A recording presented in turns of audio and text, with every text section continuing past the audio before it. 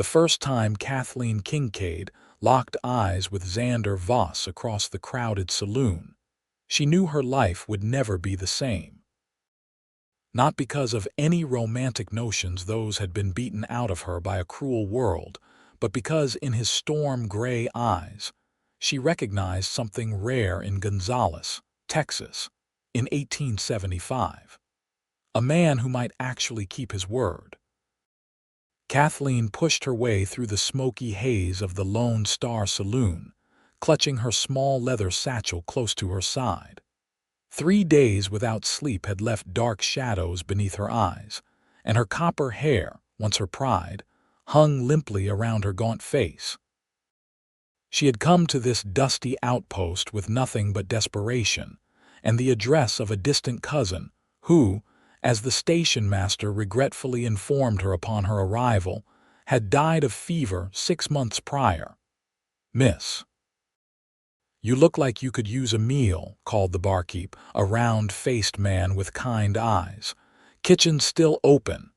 Kathleen hesitated.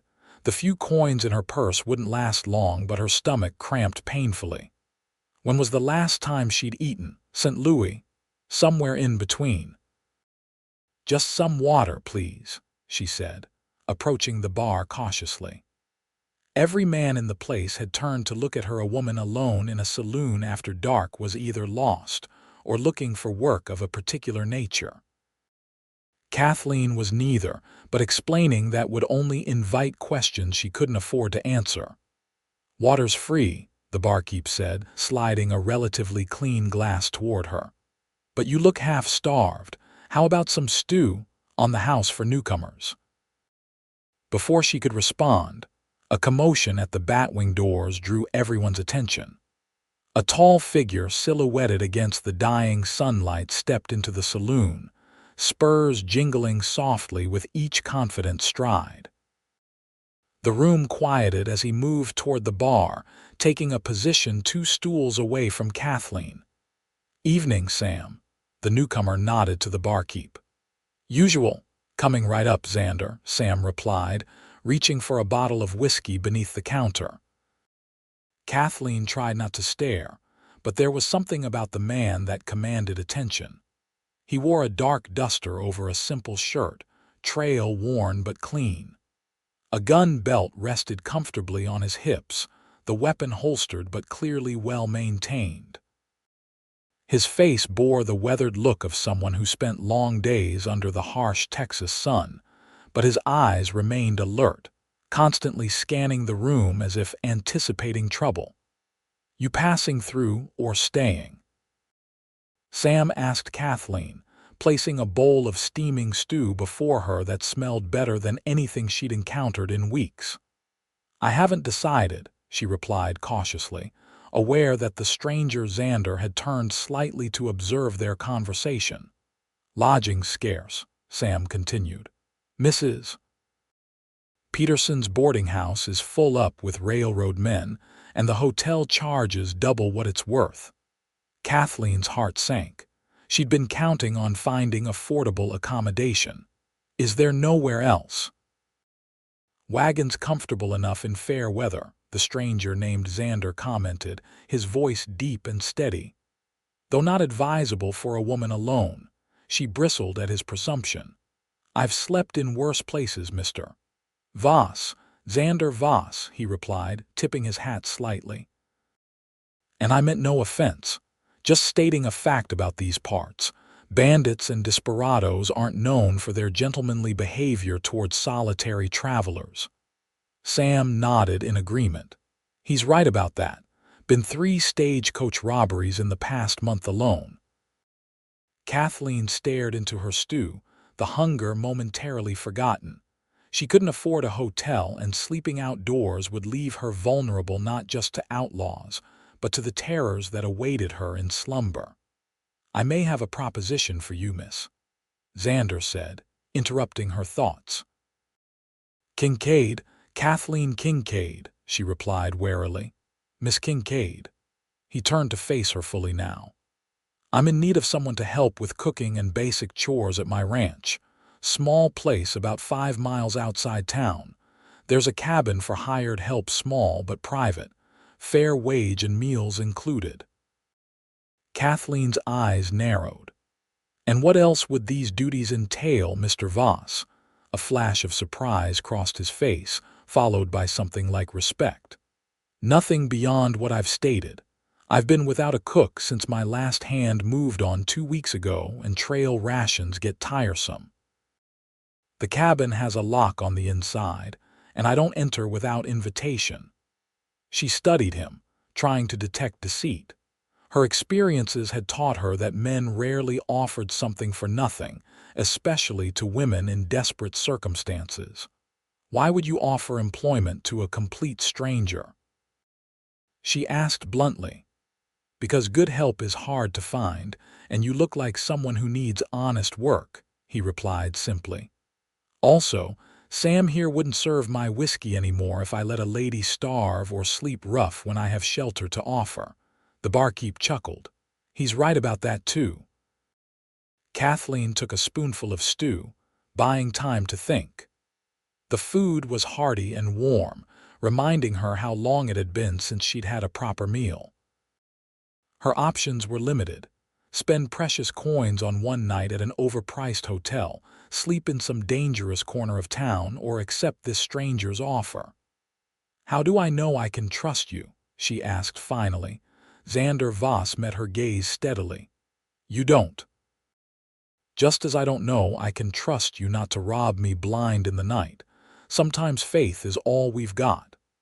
His honesty was refreshing, if not entirely reassuring. I'll pay you a week's wages in advance, he added. Enough that you could come back to town if you find the arrangement unsatisfactory. Kathleen considered his words. A week's wages would give her options she currently lacked, and something in those storm-gray eyes suggested he was a man of his word. I accept your offer, Mr. Voss, she said finally, but understand that I'll leave at the first sign of impropriety. A slight smile touched his lips. I'd expect nothing less, Miss Kincaid. After finishing her meal, Kathleen followed Xander to a wagon parked outside the saloon. He loaded her modest satchel into the back and helped her onto the seat before climbing up beside her. As they left the small town behind, the vast Texas landscape opened before them, bathed in twilight. Stars began to appear overhead, more than Kathleen had ever seen in the city skies of Chicago, where she'd spent most of her life. It's beautiful, she whispered, momentarily forgetting her circumstances. That it is, Xander agreed, keeping his eyes on the trail. Most folks don't appreciate it enough. The journey continued in relative silence, the rhythmic clop of hooves and creak of wagon wheels the only sounds disturbing the peaceful night. Kathleen felt exhaustion tugging at her consciousness, but she fought against it. Sleep brought the nightmares, vivid, terrifying visions that had plagued her since Chicago. You can rest if you need to, Xander said, noticing her struggle to keep her eyes open.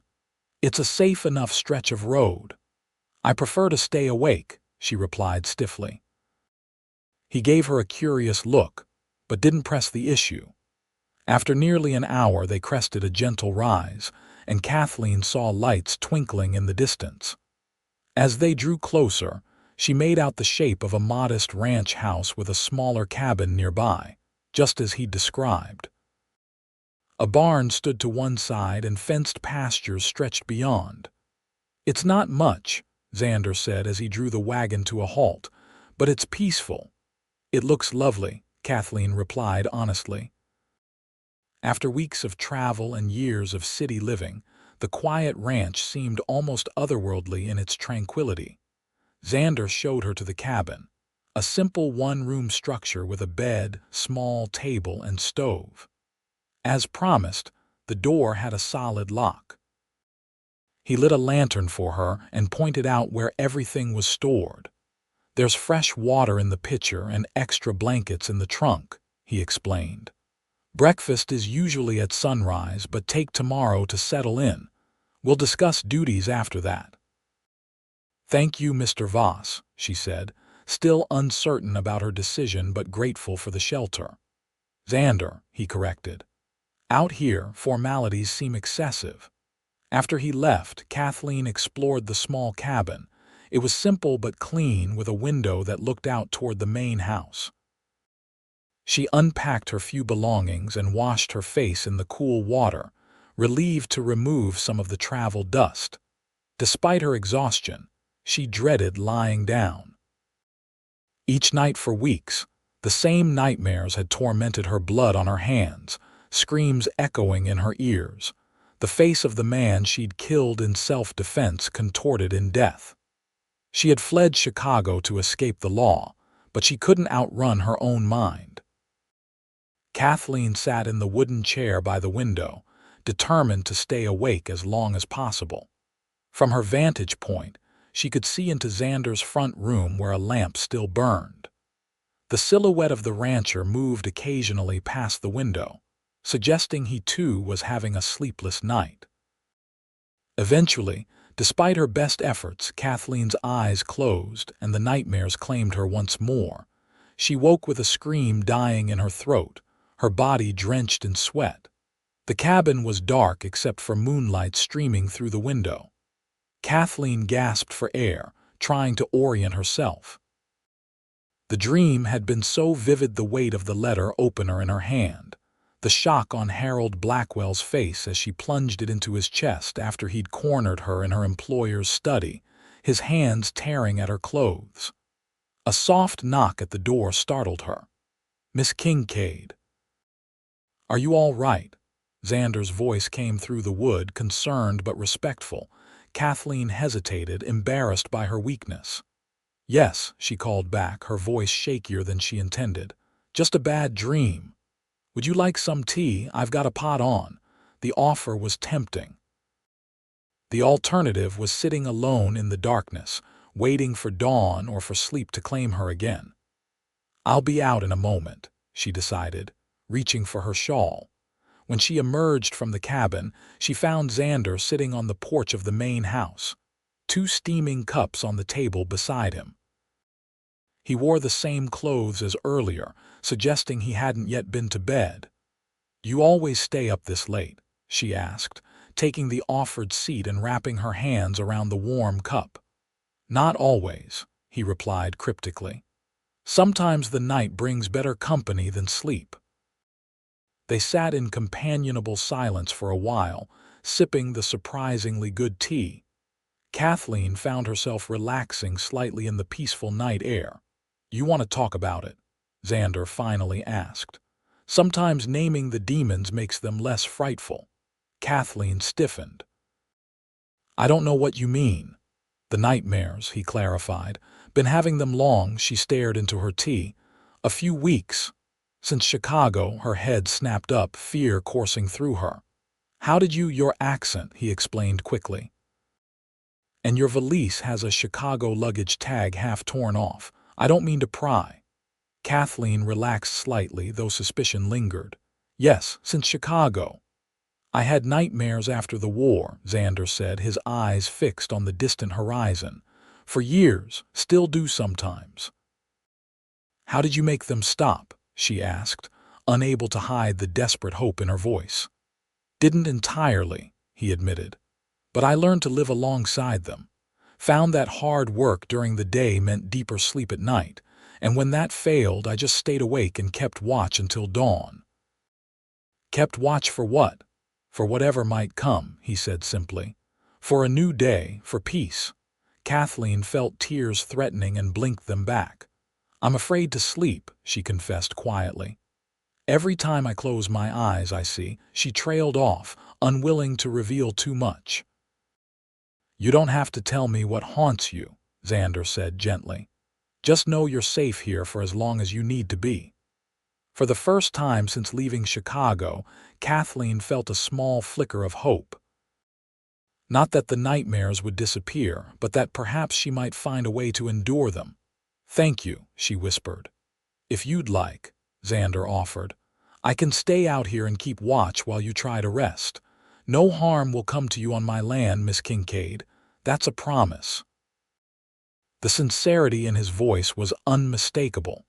Against her better judgment, against everything experience had taught her about trusting men, Kathleen believed him. "I might take you up on that offer," she replied, and so began an unusual arrangement. Kathleen returned to her cabin, leaving the curtains open so she could see the reassuring silhouette of Xander Voss on his porch, steadfast as a sentinel. When sleep claimed her again, the nightmares returned, but somehow knowing she wasn't alone in the darkness made them more bearable. Dawn broke over the ranch with golden light streaming through the cabin window. Kathleen woke disoriented, surprised to find she'd slept several hours without waking screaming. She dressed quickly and stepped outside to find Xander tending a fire outside the main house, coffee brewing in a pot suspended above the flames. "Morning," he greeted her, looking remarkably alert for someone who'd spent the night awake. "Sleep any better, some," she admitted. "You didn't have to stay up all night," he shrugged. "I don't mind the quiet hours. Coffee." Over a simple breakfast of biscuits and bacon, Xander explained the ranch operations. It was smaller than many in the area, just enough cattle to be sustainable, some horses he bred and trained, and a vegetable garden that had seen better days. "Previous cook wasn't much for gardening," he explained. "If you've any skill with growing things, feel free to revive it." "I grew up tending my mother's garden," Kathleen replied, surprised by the memory. She hadn't thought of her childhood in years. "I could certainly try." "Good. As for other duties, meals are the main concern. Ranch hands, just two of them, Mitch and Diego, take care of the stock. They have quarters in the bunkhouse behind the barn but come to the main house for meals." "So I'll be cooking for 4, she asked, calculating what supplies she might need. "Most days. Occasionally there might be a visitor, but I'll give warning." The arrangement seemed straightforward enough and the work not overly demanding. Kathleen had managed a household of 12 as a housekeeper in Chicago. 4 would be simple by comparison. "When would you like me to start?" she asked. "No rush. Today, get familiar with the place. Kitchen stocked well enough. I made a supply run to town yesterday before meeting you." After breakfast, Xander showed her around the property. The tour ended at the stable where several fine horses nickered in greeting when they entered. "You ride?" he asked, stroking the nose of a chestnut mare. "Not since I was a girl," Kathleen admitted. "Daisy here is gentle enough if you'd like to reacquaint yourself someday," he offered. "Might be useful if you need to go into town for anything." The thought of such independence was appealing. In Chicago, Kathleen had rarely been allowed to venture out alone, her employer insisting on accompanying her or sending his son Harold as an escort, the same Harold who had eventually cornered her in the study with violence in his eyes. "I'd like that," she said, pushing away the dark memory. They were interrupted by the arrival of 2 riders, Mitch and Diego, returning from checking the herd. Xander introduced Kathleen as the new cook, and both men tipped their hats respectfully. Mitch was older, perhaps 50, with a weathered face and quiet demeanor. Diego was younger, maybe 30, with an easy smile and quick wit. Neither showed any surprise at Xander's decision to hire a woman he'd just met. Later, as Kathleen familiarized herself with the kitchen, she heard the men talking outside. Though she tried not to eavesdrop, their voices carried through the open window. "Sure about this, boss," Mitch was saying. "Don't know nothing about her." "I know enough," came Xander's firm reply. "She needs work, we need a cook. Simple as that." "She's running from something," Diego observed. "Got that look, don't we all?" Xander responded. "Whatever her past, it's her business. She does her job, we do ours. That clear?" Both men murmured agreement, and Kathleen felt a rush of gratitude toward her new employer. Whatever his reasons for helping her, he wasn't demanding explanations she wasn't ready to give. The day passed quickly, as Kathleen settled into her new role.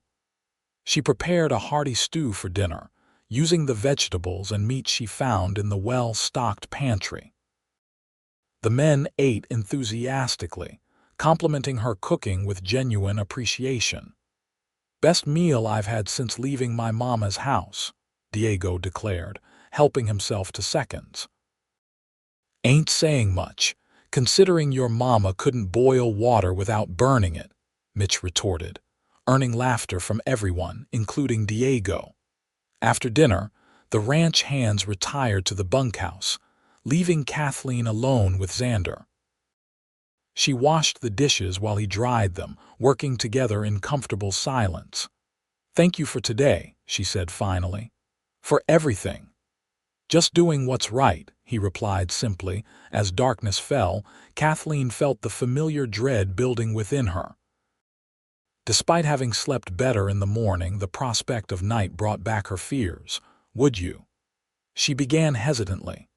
"Would it be an imposition if you kept watch again tonight?" Xander studied her face, his expression unreadable. "Not at all. I'll be on the porch if you need me." Relieved, Kathleen retreated to her cabin. From her window, she could see Xander settle into his chair, rifle resting across his lap, a silent guardian against whatever terrors might come. This pattern continued for several days. Kathleen would work from dawn until dusk, cooking meals, tending the neglected garden, and making the ranch house more livable. At night, Xander would keep vigil while she slept, sometimes waking her when the nightmares became too intense.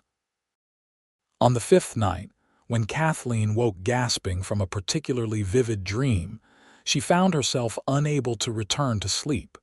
Instead, she wrapped a blanket around her shoulders and joined Xander on his porch. "Bad one?" he asked softly as she settled into the chair beside him. "The worst in a while," she admitted. "I keep seeing his face." The words slipped out before she could stop them, and Kathleen froze, horrified by her carelessness. "Whose face?" Xander asked gently. She remained silent, the confession trapped in her throat. "You don't have to tell me," he assured her. "But sometimes carrying secrets alone makes them heavier." The kindness in his voice broke something inside her. Weeks of fear and guilt and running had left Kathleen exhausted beyond measure. Perhaps it was time to trust someone, even if that trust led to her ruin. "I killed a man," she whispered, staring into the darkness. "In Chicago." Xander didn't react with shock or horror, merely nodded for her to continue. "I was a housekeeper for the Blackwell family. Respected people, wealthy. Mr. Blackwell was often away on business, and his son Harold." She swallowed hard. "Harold had certain ideas about the household staff, about me. He forced himself on you." Xander's voice was carefully controlled, but she could hear the anger underneath. "He tried. I fought back." There was a letter opener on the desk. Kathleen closed her eyes, the memory vivid. "I didn't mean to kill him, I just wanted him to stop." "Self-defense," Xander stated firmly. "The law might not see it that way. His father has influence, connections. When I realized what I'd done, I ran. Took the first train west I could find." Silence fell between them, broken only by the soft sounds of night insects and distant coyotes. Kathleen waited for judgment, for rejection, for Xander to tell her to leave at first light. Instead, he said, "You did what you had to do. No one can fault you for that." Relief flooded through her, so intense she felt lightheaded. "You don't think me a murderer. I think you're a survivor," he replied firmly. "And I respect that more than you know." Kathleen studied his profile in the moonlight, wondering at this unusual man who offered sanctuary without question and understanding without judgment. "Thank you for listening," she said softly, "and for not turning me away." "This ranch has always been a place for new beginnings," Xander said, his gaze fixed on the horizon. "For me, for Mitch and Diego, now for you." "Have you always lived here?" she asked, curious about his past. "No." Came here after the war after wandering for a few years, trying to outrun my own ghosts." He flexed his left hand, and Kathleen noticed for the first time the slight stiffness in his movements. "Took a bullet at Gettysburg. Not enough to kill me, but enough to remind me daily of what we lost." "You fought for the Union?" she asked. "Yes. My family opposed slavery, though many of our neighbors in Texas did not." His expression darkened. "Lost my brother in the first year of fighting, different regiment, never even found his body." "I'm sorry," Kathleen said, understanding now why he recognized the haunted look in her eyes. He carried his own ghosts. "War teaches you what matters," Xander continued. "After seeing so much death, I decided to build something instead of destroying. Bought this land with my army pay, built it up bit by bit. It's beautiful," she said sincerely. "Peaceful. Most days," he agreed with a slight smile, "though cattle and weather have their own ideas sometimes." They talked until dawn broke over the eastern horizon, sharing pieces of their lives in the quiet darkness. Kathleen spoke of her childhood in a small Illinois town, losing her parents to influenza, making her way to Chicago to find work. Xander told her about growing up in Texas, his father's small ranch that had been lost in the war, his dreams for expanding his own property someday. As the first rays of sunlight touched the land, Kathleen realized she felt lighter than she had in weeks. The confession hadn't erased her guilt or banished her nightmares, but sharing the burden had made it more bearable somehow. "We should both get some rest," Xander suggested, standing and stretching his tall frame. "Mitch and Diego can handle morning chores." Kathleen nodded, suddenly aware of her exhaustion. "You haven't slept properly in days because of me. I can't keep asking you to stay awake all night." "I don't mind," he assured her, "but perhaps we can find a middle ground. The spare room in the main house is more comfortable than that chair on the porch. You'd be welcome to use it if you'd feel safer closer to someone else." The offer was tempting. The cabin, while private, felt isolated in the darkness. "I wouldn't want to impose," she hedged. "It's no imposition. The room sits empty otherwise." His expression remained neutral, carefully free of pressure or expectation. Kathleen considered. The proper thing would be to decline, to maintain the appropriate distance between employer and employee. But propriety had long since given way to practicality in her life. "Perhaps tonight," she decided, "if the offer still stands." "It does," he assured her. "Now get some rest. I'll wake you if there's any need." Kathleen returned to her cabin and fell into a dreamless sleep for the first time in weeks, her confession having temporarily quieted her demons. The following days established a new rhythm at the ranch. Kathleen threw herself into her duties with renewed energy, expanding beyond cooking to help with other household tasks. She revitalized the vegetable garden, mended curtains and linens that had long needed attention, and even began organizing the cluttered storeroom behind the kitchen. Xander watched her transformation with quiet appreciation.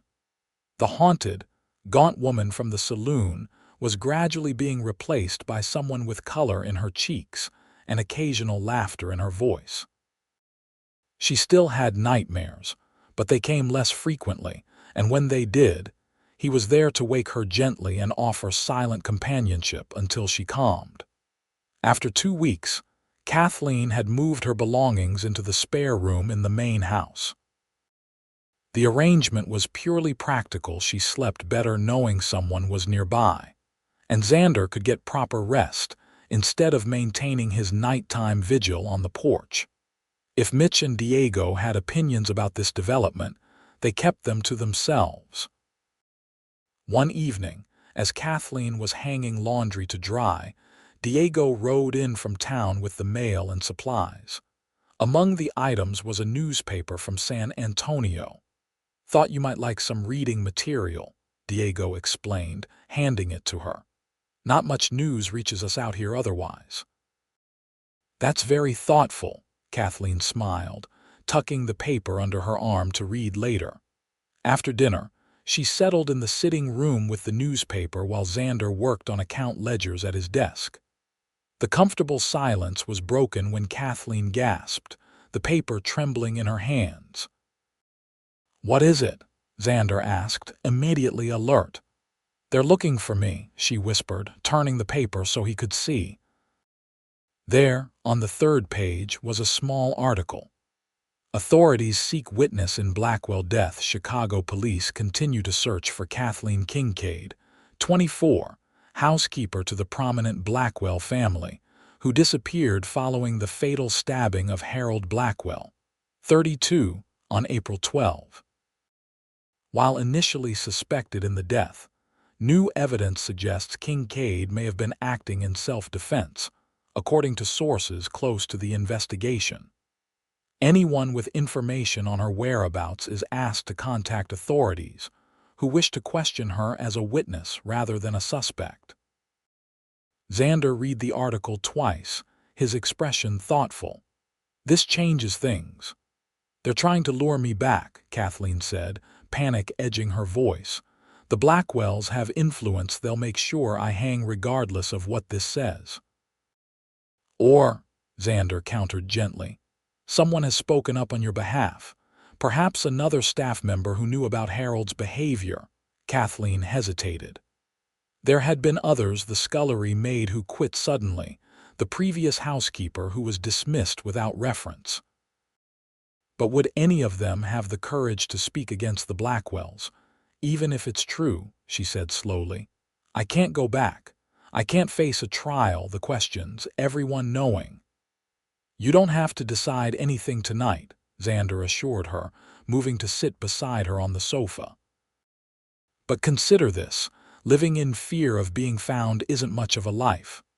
"I know," she admitted softly, "but it's better than no life at all." Xander hesitated before covering her hand with his own. It was the first time he had touched her deliberately, and the warmth of his calloused palm against her skin sent an unexpected flutter through her chest. "Whatever you decide," he said earnestly, "you have a place here for as long as you want it." Their eyes met, and something shifted between them, an acknowledgement of feelings that had been growing unspoken over the past weeks. Kathleen felt herself leaning slightly toward him, drawn by something stronger than caution. A log shifting in the fireplace broke the moment, and she pulled her hand away, suddenly self-conscious. "Thank you," she said, rising quickly. "I should turn in. Early start tomorrow." "Of course," Xander nodded, his expression unreadable. "Good night, Kathleen." "Good night, Xander." In her room, Kathleen pressed her hands to her flushed cheeks, confused by her reaction.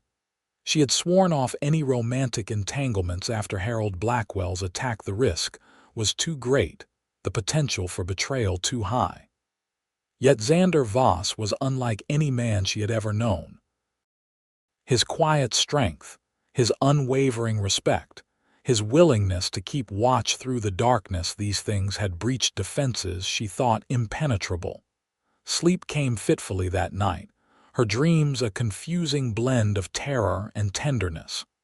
She woke at dawn with a decision forming in her mind. She couldn't keep running forever, and she couldn't build a life on secrets and fear.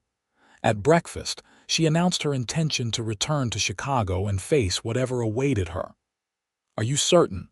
Xander asked, concern evident in his voice. "No," she admitted, "but I can't hide forever. If there's even a chance I might be exonerated, I have to try." "Then I'm going with you," he stated simply. Kathleen stared at him in shock. "You can't leave the ranch." "Mitch and Diego can manage for a few weeks," he countered. "I won't let you face this alone." "This isn't your burden to bear, Xander." "Maybe not," he agreed, "but I'd like to help carry it anyway." His determination was both touching and alarming. "Why would you do this for me?" Xander looked at her steadily, honesty plain in his gaze. Because in the past weeks, you've become important to me, more important than I expected. The simple declaration hung between them, filled with unspoken meaning. I can't ask you to risk your reputation, your ranch. You didn't ask, I offered. His voice softened. Let someone stand with you, Kathleen, just this once. Tears threatened and she blinked them away. You're a stubborn man, Xander Voss. So I've been told, he replied with a slight smile. 3 days later, they boarded an eastbound train in San Antonio. Mitch and Diego had seen them off at the ranch with promises to keep everything running smoothly. Kathleen had packed her few belongings, uncertain if she would ever return to the place that had become a sanctuary. The journey to Chicago was long, filled with train changes and overnight stays in modest hotels. Throughout it all, Xander remained a steadfast presence, always nearby but never intrusive. He took the room adjoining hers at each stop, close enough to hear if nightmares struck, but respecting her privacy otherwise. Kathleen found herself studying him when he wasn't looking, the way his hands moved with surprising grace despite their strength, the slight crinkles around his eyes when he smiled, the watchful alertness that never fully left him even in seemingly safe surroundings. She wondered what it might be like to truly belong with someone like Xander, to build a life beyond running and fear. As the train approached Chicago, anxiety tightened her chest. The familiar skyline brought back a flood of memories, not all of them dark. This city had been her home for 6 years before everything collapsed. We'll go to the authorities together, Xander assured her as they gathered their belongings. I won't leave your side unless you ask me to. They checked into a modest hotel near the train station before making their way to the police headquarters. Kathleen's heart pounded so loudly she was certain everyone could hear it as she gave her name to the desk sergeant. What followed was a whirlwind of questioning, statements, and legal discussions. To Kathleen's astonishment, several former Blackwell household staff had indeed come forward with accounts of Harold's predatory behavior. The housekeeper who preceded her, Elizabeth Porter, had been particularly vocal after reading about Harold's death. He deserved what he got, Elizabeth had apparently stated. That poor girl was just defending herself. Most shocking of all was the testimony of Mrs. Blackwell herself, who admitted to knowing of her son's inappropriate interests in the female staff, but having looked the other way to preserve family harmony. Through it all, Xander remained at Kathleen's side, a solid presence when her courage faltered. He spoke respectfully but firmly with officials, engaged an attorney with his own funds when it became clear she would need legal representation, and kept unwanted journalists at bay with his imposing presence. After 2 grueling weeks, the district attorney announced they would not be pursuing charges against Kathleen. The death was ruled self-defense, a decision that made headlines in papers across the city. It's over, Xander said softly as they left the courthouse for the final time. You're free. Kathleen stood on the steps, looking out at the bustling city that had once been her prison and was now simply a place. I can hardly believe it. Believe it, he smiled, offering his arm. Where would you like to go to celebrate? She considered for a moment. Home, she said simply. If the offer still stands, his eyes widened slightly. The ranch, yes, she nodded. Unless the offer stands, he interrupted quickly. It always will. But are you sure? You could stay in Chicago, start fresh with your name cleared. Kathleen shook her head. There's nothing for me here anymore, but in Texas. She hesitated, gathering her courage. In Texas, there might be something worth building. Understanding dawned in Xander's eyes, along with a hope he didn't try to hide. Then let's go home, he said softly. The return journey seemed faster somehow, anticipation making the hours fly. They talked more openly now, the shared ordeal in Chicago having dissolved many of the barriers between them. Xander spoke of his plans for the ranch, his hopes for expanding the horse breeding operation. Kathleen shared her dreams of perhaps opening a small school someday. She had always loved children, but never expected to have the opportunity to teach. When the train pulled into San Antonio, Mitch was waiting with the wagon, a broad grin splitting his weathered face. "About time you two got back," he greeted them. "Diego's cooking is liable to kill us all if we had to endure it much longer." The familiar landscape rolled by as they made their way back to the ranch, golden in the late afternoon sun. When the buildings came into view, Kathleen felt a surprising swell of emotion. This place had become home in a way she had never expected. Diego emerged from the barn as they arrived, wiping his hands on a rag. "Welcome back, boss. Miss Kathleen." "Good to be back," Xander replied, helping Kathleen down from the wagon. That evening, after a celebratory dinner where Diego proudly served a passable but overcooked roast, Xander and Kathleen sat alone on the porch. The stars overhead were brilliant, the night warm with early summer. "I've been thinking," Xander began, uncharacteristically hesitant. "A dangerous pastime," Kathleen teased gently. He smiled. "Perhaps, but necessary." He turned to face her, his expression serious. "These past weeks have shown me what's important. You're important, Kathleen. Your happiness, your safety, your future." Her heart quickened. "Xander, please, let me finish before I lose my nerve," he requested. "I'm not a man of flowery words or grand gestures, but I know what I feel and I hope you might feel something similar." He took her hand carefully, as if she might pull away. "I'm not asking for answers right away. Just for you to consider a future here not as my cook or my employee, but as my partner, in all things." Kathleen stared at their joined hands, emotion threatening to overwhelm her. When she had first arrived at the ranch, broken and terrified, she could never have imagined this moment. "You kept watch for me," she said softly. "When I was afraid to sleep, you stayed awake." "I always will," he promised. "Whether it's nightmares or storms or whatever life brings, I'll be beside you." She looked up into his face, seeing nothing but sincerity in his gaze.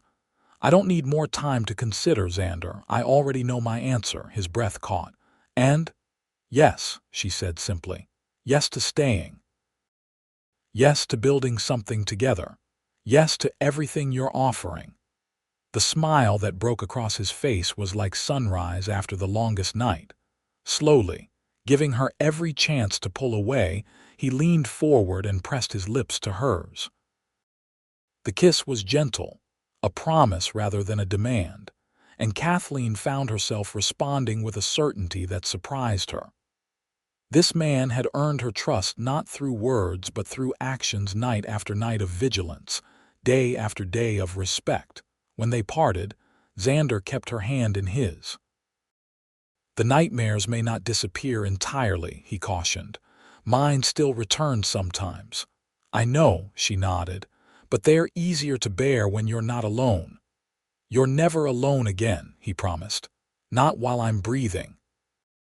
3 months later, they were married in a simple ceremony at the ranch, with Mitch, Diego, and a few neighbors as witnesses. Kathleen wore a dress of pale blue, made with fabric Xander had ridden all the way to San Antonio to purchase. He wore a new black suit that made him look both uncomfortable and handsome. The local pastor spoke of partnership and perseverance, of building something that would weather life's storms. As Kathleen repeated her vows, she marveled at how far she had come from that desperate night in the Lone Star Saloon. Their wedding night was approached with tenderness on both sides, Xander mindful of Kathleen's past trauma. Kathleen determined not to let fear dictate her future. They discovered in each other a passion neither had expected, a coming together that felt like both sanctuary and adventure. In the darkest hours, When Kathleen woke gasping from a nightmare that had slipped through her defenses, Xander was there, his arms a haven, his voice a tether to reality. "I'm here," he would whisper. "You're safe." And she was. The ranch flourished under their joint care. Kathleen's garden expanded to provide vegetables not just for their household but enough to sell in town. Xander's breeding program gained recognition, bringing buyers from as far as Dallas to purchase his horses. They added a new wing to the main house, including a proper office for Kathleen, when she began teaching the children of neighboring ranchers 3 days a week. Life wasn't without challenges. Drought threatened their cattle one summer. Bandits attempted to steal horses the following spring, leading to a tense standoff that ended with Xander taking a bullet in his shoulder, not serious, but enough to remind them both how fragile life could be. Kathleen's past resurfaced occasionally in the form of letters from Chicago, some from well-wishers, others from those who still believed she had escaped justice. Through it all, they faced each day together, drawing strength from the knowledge that neither had to stand alone against the darkness. 2 years after their wedding, their son was born, James Mitchell Voss, named for Xander's brother lost in the war and for Mitch, who had become family in all but blood. Holding her child for the first time, Kathleen felt a fierce protectiveness unlike anything she had ever known. "He's perfect," Xander whispered, wonder in his voice as he counted tiny fingers and toes. "He is," she agreed, "and he'll grow up knowing only love and safety." As James grew from infant to toddler to boy, the nightmares that had once defined Kathleen's existence faded to occasional shadows. She still had moments of remembering a certain scent, a sudden noise that would transport her briefly back to that terrible night in Chicago. But those moments no longer had power over her future. When James was 4, his sister Elizabeth joined the family, named for the housekeeper whose testimony had helped clear Kathleen's name. Watching her children play in the Texas sunshine, seeing Xander teach James to ride his first pony, hearing Elizabeth's laughter as she helped in the garden, these simple joys seemed miraculous to Kathleen after all she had endured. On the 10th anniversary of their meeting, Xander surprised her with a trip to San Antonio, leaving the children in the capable care of Mitch's sister, who had come to live at the ranch after being widowed. "I have something to show you," he said mysteriously as they rode into town. He led her to a small building near the main square, produced a key from his pocket, and opened the door with a flourish.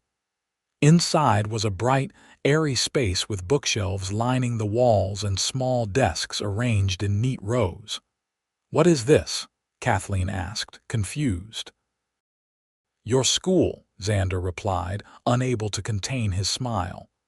"The town council approved the funding last month. They need a teacher who can handle both the children of ranchers and those from town." Kathleen stared at him in disbelief. "You did this for me, with you in mind," he corrected. "But it's the town school. They're offering you the position of headmistress if you want it, 3 days a week, just like you've been teaching at home but with proper facilities and an assistant." Tears filled her eyes as she walked through the room, touching the desks, examining the books already arranged on the shelves. "It's perfect. You've talked about wanting to reach more children," Xander explained. "Now you can, without having to choose between your family and your passion." Kathleen turned to her husband, overwhelmed by the thoughtfulness of his gift. "How did I get so fortunate to find you?" "I ask myself the same question every day," he replied, gathering her into his arms. "The frightened woman in the saloon changed my life as much as I might have changed hers." That night in their hotel room, with the sounds of the growing city muffled beyond their window, they made love with the same tenderness and passion that had sustained them through a decade together. Afterward, as Kathleen nestled against Xander's chest, she reflected on the journey that had brought them here. "You remember those first nights?" she asked softly. "When you kept watch so I could sleep?" "Everyone," he murmured into her hair. "I was so certain I'd never know peace again," she admitted, "that the nightmares would follow me forever. And now," she smiled against his skin, "now I know that even if they return, I'm not facing them alone. That makes all the difference." Xander tightened his arms around her. "I'd still keep watch all night if you needed me to." "I know," she whispered. "That's why I no longer need it." As they drifted toward sleep, Kathleen Voss felt the familiar gratitude that had become part of her daily existence. From the depths of terror, she had found her way to a life filled with purpose and love, children who would grow up strong and kind, a community that valued her contributions, and a man who had kept his first promise to her, that no harm would come to her on his watch. Outside their window, the Texas night sky spread vast and starlit above the growing town, a canopy of possibilities stretching toward a horizon they would face together, no longer afraid of what darkness might bring, because they had learned to keep watch for each other through whatever came. The woman who had once been afraid to sleep, because of nightmares, and the cowboy who had stayed awake and kept watch, had built something neither had dared hope for in those first desperate days. A future bright enough to outshine the shadows of the past.